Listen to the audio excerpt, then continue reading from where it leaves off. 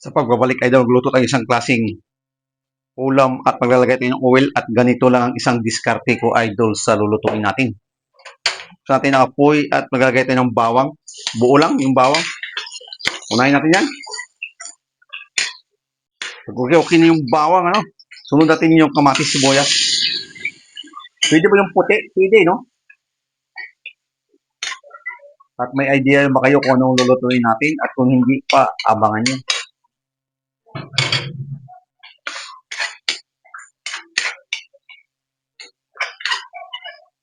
Maglalagay tayo ng laurel. 3 piraso, no? Suti natin konti. At maglalagay tayo ng pusit idol, no? Yan. Hinaan nyo muna ang apoy habang maglalagay tayo ng Chinese soy sauce. Uli ang gagamitin natin. Sinimik ko lang. 2 ingredients ang gagamitin natin at isang pampalasa, no?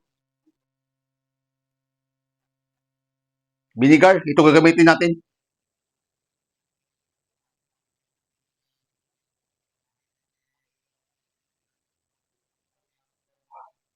Yan lang.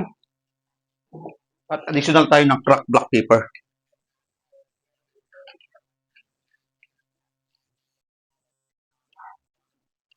Was sugar.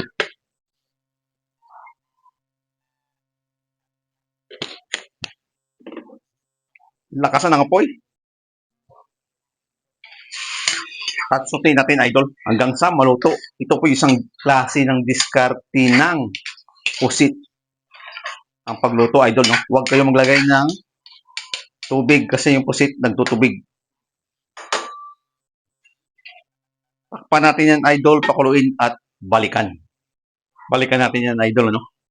At kumukulo na, maglalagay tayo ng finger pepper isa. At kung mayroon kang chili oil, chili flakes, pwede nyo lagyan dito idol, no?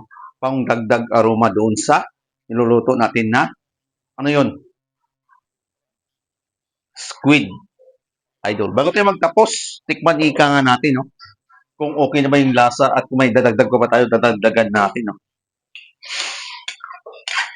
Ganun lang kabilis magluto ng pusit at madaling lutuin dahil pag nag-overcook ito idol, napakatigas.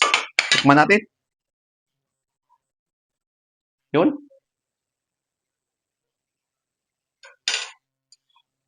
Okay ang lasa at tamang-tama doon sa timpla natin idol, no?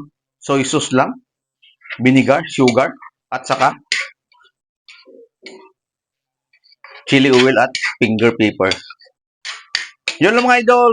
Bye-bye at luto na yung squid natin idol na adobo or stir fry, no? Pwede mong gawing stir fry ito. Patuyuin nyo pa konti kung gusto mo. O gusto mo may sabaw-sabaw, ganito lang. Para may sabaw ko sa kanin, okay na to idol. Yun lang mga idol. Bye-bye. Shout out at magandang araw sa atin lahat.